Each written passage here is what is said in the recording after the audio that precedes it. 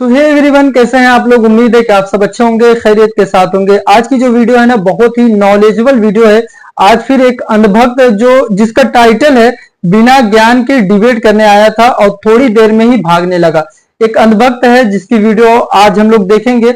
और भी ऐसे ही बहुत सारे अंधभक्त की अभी 2-3 वीडियो मैंने और बनाया था, उसमें बहुत ही लाजवाब आप लोगों का उसमें आप लोगों ने बहुत अच्छा रिस्पांस दिया है। तो इस वजह से एक और वीडियो, नॉलेजेबल वीडियो आप लोगों के सामने लाया हूं और पूरी वीडियो देखना, यकीनन बहुत मजा आने वाला है। चलिए वीडियो को शुरू करते हैं। लेके आओ, तुम कह रहे हो कि वो राहुल गधे को लेके आओ, राहुल गधे के लेके सर्कस का है ना वो शेर, तो भाई सर्कस का भी होता है। इतने मजबूत लोग सरकार को बैकफुट पे नहीं ला पा रहे, तो इस देश में गरीब आदमी की कोई औकात नहीं है। और देश की 60% आबादी गरीब है। कोई वादा खिलाफी की हद है, ठीक है। चुनाव का दिन आ गया न, तारीखें बदलते बदलते। ये 2004 में पैदा हुए हैं, इनकी 10 साल की उम्र 2014 में हुई है, ठीक। 15 में इन्होंने दुनिया देखनी चालू करी है। जब तुमने देखा ही मोदी को है, तुम्हें पता कैसे होगा कांग्रेस की उपलब्धि क्या है? एक सेकंड, ये इतना बता दिए। इनकी उम्र 40 साल होगी, 70 साल से सरकार है, 30 साल से इनके बाप दादा नहीं बताए होंगे। मेरे भी बाप दादा बताए। बाप दादा नहीं बताते, किताबें बताती, किताबें। चाचा सुनो मेरे, अरे पढ़े लिखे हो? नहीं पढ़ा लिखा नहीं, पढ़े लिखे नहीं हो, फिर तो भैया तुम्हें बीजेपी अच्छी लगेगी।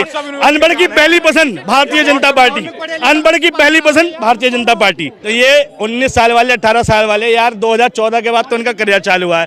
जब पैदा हुए थे, जब इन्होंने भैया उसके बाद उसके मतलब जब होश आया इन्हें, जो टीवी खोला मोदी जी दिखे, अभी भी मोदी जी दिख रहे हैं। तो इनको कांग्रेस की उपलब्धियां पता क्या होंगी? एनसीईआरटी अगर सिलेबस पढ़ा होता है इन्होंने, सिर्फ एनसीईआरटी पढ़ा होता, जो इनकी पढ़ाई का विषय है, 10वीं 12वीं पढ़ा होता, तो उनको पता चल जाता कांग्रेस ने क्या किया। एक बार बताओ, मुझे बताओ, पर कैपिटा इनकम में आज इंडिया कहाँ स्टैंड करता है? ये मैं नहीं जानता। सुनो, एक मिनट, मुद्दे की बात है, मुद्दे की आप 2014 में 14 से पहले जो मनमोहन की सरकार थी, इकोनॉमी में जो जीडीपी का हाईएस्ट रेट था वो कितने % था? हाईएस्ट जीडीपी कितनी गई थी मनमोहन के टाइम पे? ये 5 साल का था। बताओ, चाहिए आपको नहीं पता, आप इधर आइए अंकल। मैं ये कह रहा हूँ कि मोदी जी ने 2014 के बाद कुछ नहीं करा, वो बेकार है। लेकिन इन भाई साहब को कहना चाह रहा हूँ, कम से कम एक काम तो करो, कोई आदमी ढंग का तो लेके आओ। तुम कह रहे हो कि वो राहुल गधे को लेके आओ, राहुल गधे के लेके आओ, ये कौन सा तरह का है? मेरे को क्या बोले, ये क्या बात बोल रहे हैं? कम से कम और कांग्रेस में सब मर गए क्या? तुम ढंग के आदमी का तो नाम ले कि भाई उसको प्रधानमंत्री बनाओ, हम भी सहयोग करेंगे। एक मिनट, ये बताओ, राहुल प्रधानमंत्री पद का उम्मीदवार है? ऐसा कहीं घोषणा हुई है?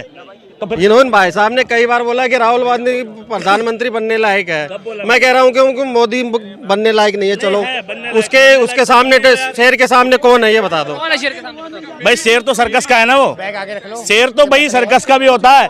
मालिक कौन है? गौतम अडानी। मालिक कौन है? गौतम अडानी।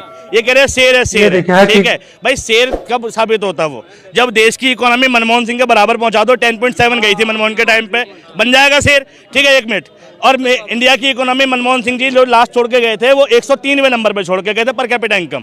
मोदी जी के काल में 117वीं है, बना दो शेर, ठीक। हाईएस्ट अनएम्प्लॉयमेंट मोदी सरकार में है, ठीक है, बना दो शेर। कम एम्प्लॉयमेंट रेट घटा दो, बना दो शेर, ठीक है। मनी इन्फ्लेशन 2014 के 50,000 रुपये, 2014 के 50,000 रुपये में जितनी चीजें आती थी, आज उतनी चीजें खरीदने के लिए आपको 2,70,000 रुपये खर्च करने पड़ते हैं। बना दो शेर। मनी इन्फ्लेशन में कहाँ है बताओ, ठीक है। ठीक है, मेरी बात सुनो, ये इनकी भाई साहब की बात मैं एग्री कर रहा हूँ कि सब चीज़ ये ओके बता रहे हैं। मैं क्या बता रहा हूँ, मेरे को तो जहाँ तक नॉलेज है, मैं ये कहना चाह रहा हूँ आपको, ये आप सुनिए, आपको जो नॉलेज है ये बताइए, 10 साल में क्या क्या कार्य मोदी जी द्वारा किया गया? मैं तो पूरी लिस्ट गिना दूंगा। मैं तो पूरी लिस्ट गिना दूंगा, मैंने तो लिख रखे हैं। अरे 5-6 गिना दो, पूरी लिस्ट छोड़ो। इनको बहुत सुनते हैं, इनको बहुत सुनते हैं। आज आपकी लिस्ट सुनिए। 5 काम बोलेंगे, 5 काम गिनाओ। देखो, सबसे पहले आप ये ध्यान रखो, मैं बिना देखे बोल रहा हूँ, बाकी तो मैं लिस्ट निकालता हूँ, अभी मेरे पास लिखी हुई है।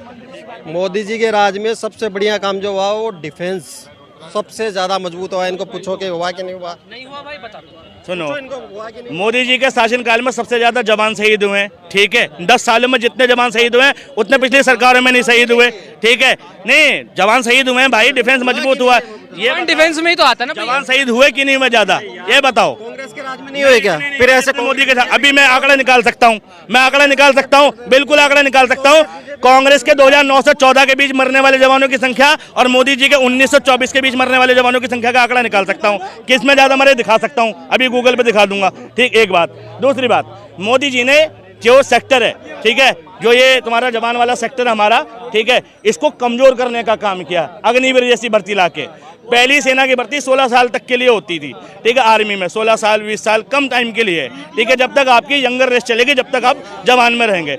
जब ऑलरेडी शॉर्ट पीरियड की जॉब है तो उसमें 4 साल की योजना क्यों ला रहे हो? मोदी जी ने पहली बार सेना का राजनीतिकरण किया है। सेना के अध्यक्ष का काम किसी सरकार की पॉलिसी बताना नहीं होता, लेकिन अग्निवीर योजना पर जब विरोध हुआ तो सेना के अध्यक्षों ने आकर टीवी चैनल पे, ठीक है, अग्निवीर योजना के फायदे गिनाए। इससे पहले कभी सेना ने ऐसा काम नहीं किया। और अग्निवीर बंदा शहीद हुआ तो जो एक बंदा, उस बंदे को शहीद तक का दर्जा नहीं मिला। अग्निवीर अपने 4 साल के शासनकाल में अगर वो भैया टर्मिनेट नहीं, उसकी डेथ नहीं होती है तो उसको क्या मिलता है? 40-42 लाख रुपए कुल, जबकि क्या दूसरे भत्ते नहीं मिलते। फिर उसको